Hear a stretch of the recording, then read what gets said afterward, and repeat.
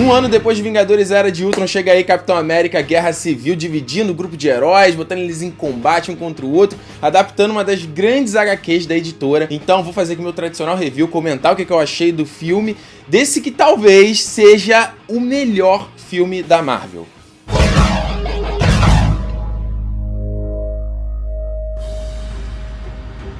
Você pode estar aí do outro lado achando que eu tô falando isso por conta do hype, mas não é, cara. Eu tô pensando nesse filme desde que eu assisti e tem tantas coisas nele que são bem-sucedidas e que funcionam e que dão certo, que eles facilmente vai pro top 5, top 3 dos melhores filmes da Marvel. Eu tava muito cético em relação à Guerra Civil, porque muita coisa podia dar errado. Tem muitos elementos nesse filme que poderiam não funcionar. Eu não sou nenhum purista da HQ, adoro a HQ. Enquanto na HQ você tem dezenas de heróis, aqui você tem só 10 e pra muita gente isso é um problema, pra mim não é.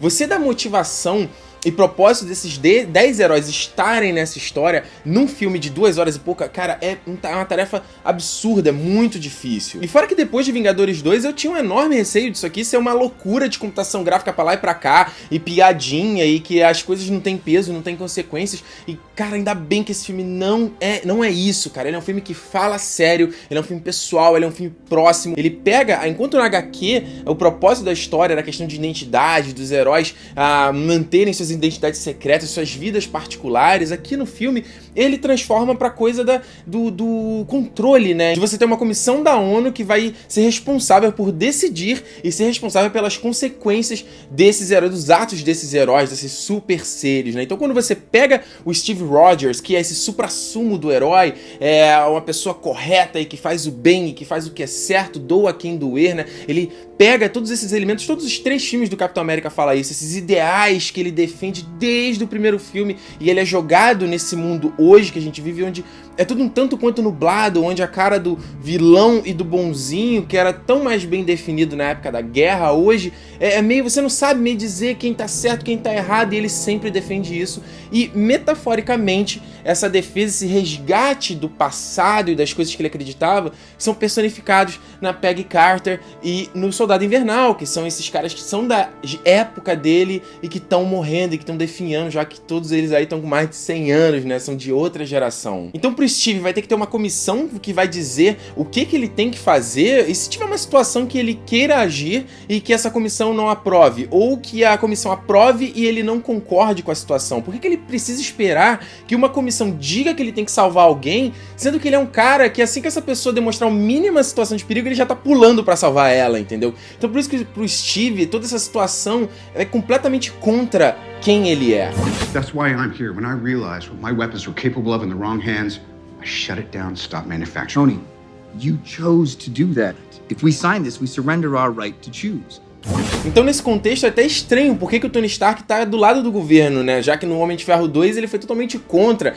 A armadura é minha, eu privatizei a paz mundial, né? Então você imagina toda a jornada desse personagem, tudo que aconteceu com ele desde então e todas as consequências que as atitudes dele acabou gerando. Então ele cria uma tecnologia e acaba gerando o Monge de Ferro. Ele cria uma outra tecnologia, vai parar na mão do Whiplash. Ele mesmo é responsável, de certa forma, pelo que aconteceu em Sokovia. Quando aparece alguém e mostra um ente querido que perdeu em Sokovia, toda a consciência dele vai pesar de um nível gigantesco, do tamanho daquela cidade, porque ele, de certa forma, foi responsável pela criação do Ultron. Porque como a gente já aprendeu, With great power comes great responsibility. e o roteiro é tão foda que ainda consegue amarrar o Homem de Ferro 3, passar pelo Vingadores Era de Ultron, melhorar esses filmes e chegar até aqui na jornada desse personagem, evoluir a relação dele com a Pepper Potts e dar pro Robert Downey Jr. todas as ferramentas para ele brilhar, porque ele é um excelente ator e acho que ele nunca esteve tão bem como o Tony Stark, dando toda a carga dramática que esse filme pede. Então tudo isso traz esse filme daquela fantasia, daquele espetáculo de herói pro nível, do nosso nível, entendeu? Nível humano. Esse filme é muito humano. Ele não parece um filme de herói até a metade dele. Ele parece um filme de ação no máximo, sabe? Um filme que vai criando a atenção ali em você. Os roteiristas e produtores foram extremamente felizes ao colocarem uma temática de vingança para mover várias peças da história desse filme. Então essa temática vai desde a mãe que perdeu o filho e quer uma compensação, quer uma justiça em relação a isso, passando pros heróis e chegando até o vilão maior do filme. É foda. Então Guerra Civil é um filme extremamente fácil de se relacionar, porque todos nós compartilhamos esse sentimento de vingança, de querer dar o troco, de querer bater de volta, de querer uma compensação, uma justiça, entendeu? O elemento do Team Iron Man, Team Capitão América, não foi só um artifício de marketing, ele funciona perfeitamente bem, porque enquanto no HQ o Capitão América tá bem certo e o Tony Stark tá bem errado, ele é bem babacão, aqui não, a coisa é muito dividida e eu fiquei o filme inteiro tipo, ok, tá, eu entendo que... Não, mas porra, eu também entendo aquilo ali, mas... Putz, isso aqui, peraí, né? Então eu saí do cinema sem ter um lado, eu entendendo os dois lados, e isso é foda pra caramba.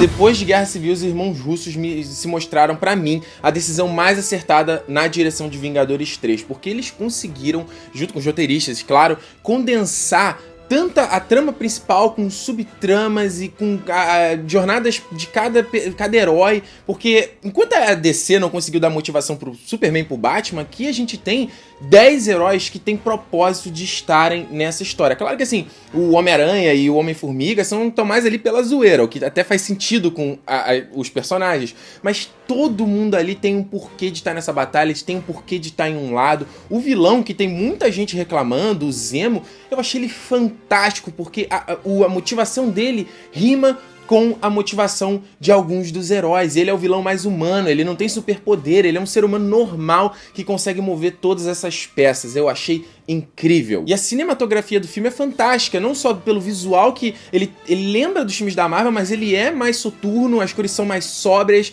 a câmera é câmera na mão e é fechado o take, é sempre próximo do rosto dos atores, isso dá muito mais proximidade com a gente. E é fantástico você ver cada herói tendo uma pecinha pra mover nesse tabuleiro, como as tramas se interligam e se torna uma coisa muito orgânica, e mais, como se já não bastasse eles terem todos esses personagens, essas tramas, eles ainda tinha uma tarefa absurda de introduzir 2 novos personagens. O Pantera, meu Deus, eu tô doido pra ver o filme solo desse personagem. O Chadwick Boseman arrebentou, dando toda uma interpretação de rei mesmo de Wakanda, uma interpretação nobre, e na hora da ação ele é diferente de todos os heróis, ele é uma coisa mais animal, e ele tem as cenas, o estilo de luta dele lembra muito Taekwondo, ele usa muitos pés e saltos que dão toda uma particularidade pra esse personagem. E quando chega no Homem-Aranha, porra, se eu já tava achando o Tom Holland a escalação exata pra esse personagem, cara, arrebentou, é o melhor Homem-Aranha desde o Homem-Aranha 2 lá do Tobey Maguire, é o sucessor digno dele, porque ele pega tudo que já tinha funcionado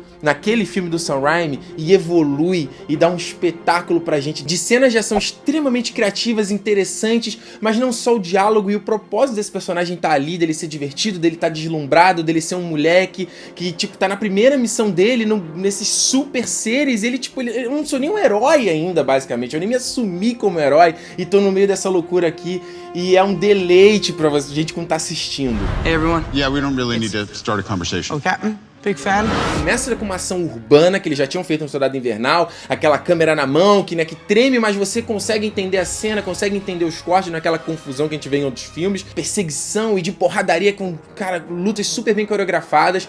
E aí quando ele tem que fazer o super combate de super-herói, aquela loucura que a gente gosta de ver também, e eles vão disso, pegando todos esses heróis que são super poderes e entregam uma cena de ação que é aquela coisa mais grandiosa, que é aquela coisa que a gente realmente gosta de ver e curtir e tal, mas que é fantástica, não é exagerada como do Vingadores 2, mas dá cada momento pro herói ter o seu momentinho, aquela ceninha de ação que parece do quadrinho, aquele momento massa velho que tu vai lembrar e falar, puto, lembra quando o herói fez aquilo ali, lembra que aconteceu aquilo que o cara passou. O filme dá espaço e momento pra cada herói brilhar, cara. O War Machine e o Falcão, porra, eu adorei os dois. O Falcão, que eu tinha achado mó coxinha no Soldado Invernal, fantástico, incrível, arrebentando, é sensacional. E aí ele chega no terceiro ato, ele subverte a tua expectativa, porque você fala, ok, pô, teve esse combate aqui, e aí você fala, já sei pra onde tá indo, pô, vai ser uma coisa clichê, escrota, e ele te dá um plot twist e vai numa ação num terceiro ato que é pessoal, que é um mano a mano, que é um confronto que você sente cada porrada, que não é uma loucura de computação gráfica pra gente ficar, que legal, é uma ação que tem propósito, que você sente o porquê de cada porrada, e isso torna tudo muito mais impactante, muito mais poderoso. But he's my friend. So was I.